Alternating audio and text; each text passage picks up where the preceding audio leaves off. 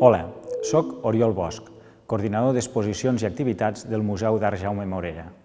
Soc un apassionat de la fotografia i per aquest motiu he escollit una obra de la col·lecció del museu d'un dels meus fotògrafs preferits, Ton Cirera.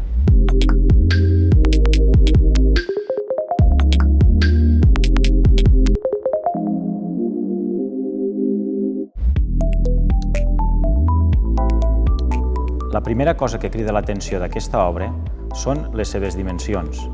Es tracta d'un positiu en blanc i negre sobre paper, una ampliació de gran format muntada sobre un gran bastidor de fusta. L'altre aspecte que ens crida més l'atenció d'aquesta obra és que, malgrat tenir títol, objectivament és un líquen sobre roca, o potser allò que ens pot suggerir, un paisatge lunar o microscòpic, en realitat es tracta d'una obra abstracta. És a dir, que darrere hi ha la voluntat d'aconseguir una imatge absolutament deslligada de la representació de la realitat. Es considera a Ton Cirera una figura rellevant de la fotografia de la segona meitat del segle XX a Catalunya, però tanmateix és una personalitat difícil de classificar. Es tracta d'un autor inclassificable, en primer lloc per la seva vocació polifacètica, ja que malgrat que es va aficionar a la fotografia des de molt jove, també va cultivar la pintura i el cinema. I ho és també, en segon lloc, per la seva voluntat de mantenir-se sempre als marges de la fotografia professional. En aquest sentit, Cirera va exercir tota la seva vida de metge odontòleg i va concebre la fotografia com una afició. De fet, en una ocasió, va manifestar a la premsa, en una entrevista, que el que importava a la vida realment eren les aficions i que la professió ocupava un lloc secundari. D'esperit inquiet i aventurer, també aficionat a l'excursionisme, l'aviació i els viatges, aquest amateurisme convençut li va permetre dedicar-se a l'experimentació lliure i sense lligams i va ser així com es va convertir en un dels pioners de la fotografia abstracta al nostre país.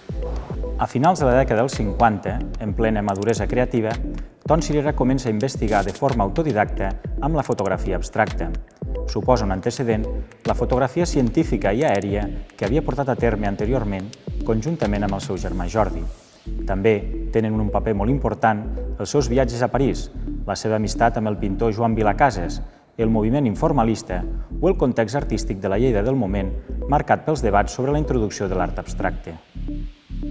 Al 1960, Ton Cirera presenta per primera vegada en públic i en format expositiu la seva obra abstracta.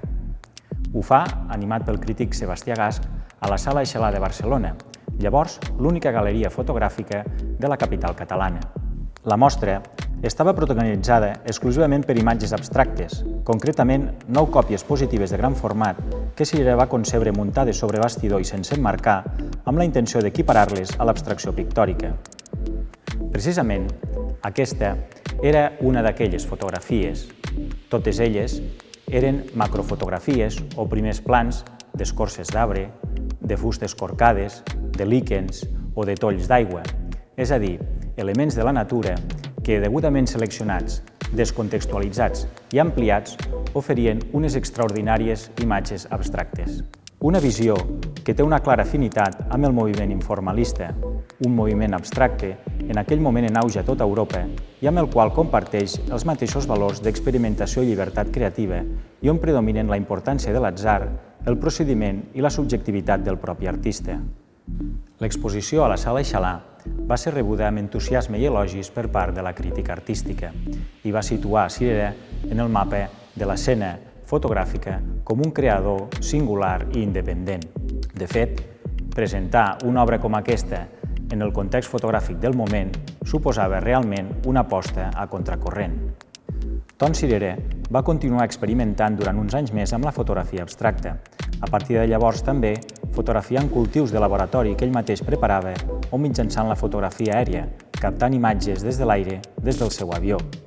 El procediment sempre era el mateix, buscar l'abstracció en la realitat que ens envolta a partir de la pròpia sensibilitat i mirada del fotògraf. Espero que aquesta obra us hagi fascinat tant com a mi. Moltes gràcies per la vostra atenció i fins aviat.